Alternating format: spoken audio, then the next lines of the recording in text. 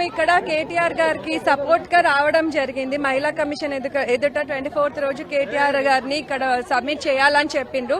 కానీ మేము ఒక్కటి చెప్పేది ఏంటంటే కేటీఆర్ గారు వ్యాఖ్యలు చేసి ఉండొచ్చు, కానీ ఇమీడియట్ గా క్షమాపణ కూడా చెప్పిండ్రు మా ఆడబిడ్డలందరికీ. కానీ అసెంబ్లీలో జరిగిన విషయానికి ఏదైతే మన బీఆర్ఎస్ ఎమ్మెల్యేస్ ని గురించి ముఖ్యమంత్రి గారు అని డిప్యూటీ సీఎం గారు కానీ అని మిగతా ఎమ్మెల్యేస్ కాంగ్రెస్ ఎమ్మెల్యేస్ అందరు కూడా అనుచిత వ్యాఖ్యలు చేయడమే కాకుండా ఒక క్షమాపణ కూడా చెప్పలేదు. మరి వాళ్ళకి ఎందుకు ఉమెన్ కమిషన్ నోటీస్ ఇవ్వలేదు అని మేము ఈ రోజు ప్రశ్నించడం జరుగుతుంది.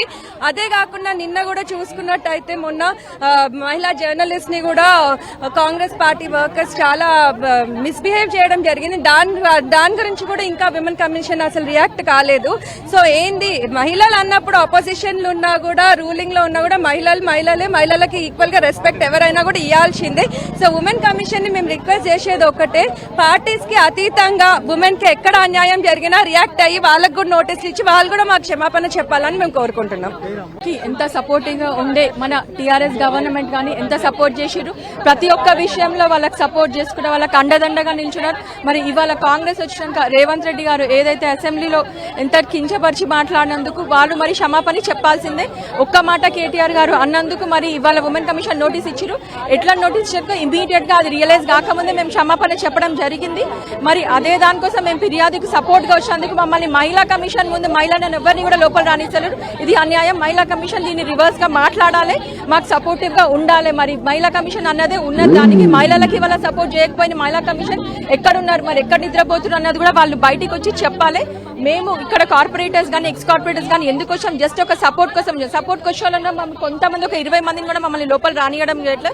మరి దీనివల్ల ఖచ్చితంగా స్టేట్ సీఎం రేవంత్ రెడ్డి గారు మీరు ఖచ్చితంగా దీనికి రెస్పాండ్ కావాల్సిందిగా మేము అందరం కోరుతున్నాము.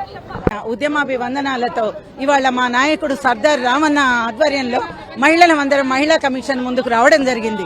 ఎందుకంటే ఎంతో మంది నాయకులు కూడా మాట దొర్లినప్పుడు ఎవరిని పిలిచి అడగని ఇవాళ కమిషన్ చిన్న మాట దొరలడంతో క్షమాపణ చెప్పిన తర్వాత కూడా ఎందుకు ఇక్కడికి రామన్నని తీసుకురావాల్సి వచ్చింది.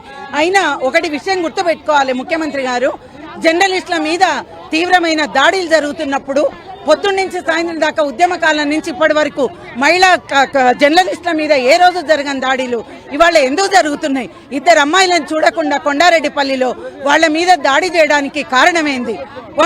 ఒక మహిళ మీద అక్కడ పోలీస్ స్టేషన్ లేచి వాళ్ళందరూ కొడుతున్నప్పుడు కూడా మీరెవరు స్పందించలేదు. ఈ మహిళా కమిషన్ అక్కడికి వచ్చి అడగలేదు.